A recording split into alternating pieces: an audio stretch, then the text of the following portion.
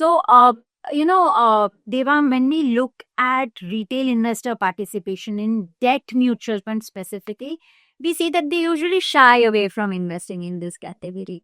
But listening to you and knowing the investment strategy, the kind of reasonable predictability that it has, what would you say? How do you think that this actually fits into everybody's, debt allocation?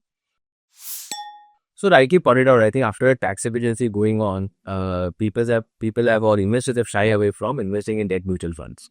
So what are the general concerns which investors have? They want return predictability, they want transparency in their portfolio. Somewhere down it's very difficult for them to actually time entry exits in debt funds. And lastly, somewhere down the line, yes, so quality of the portfolio, and they're looking at return predictability as well as tax efficient solutions.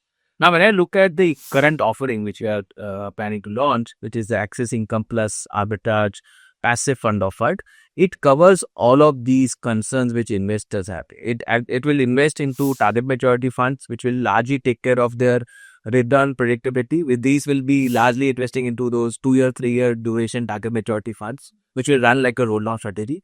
Because it is index funds, we will all be investing into AAA oriented strategy. So it is taking care of the quality.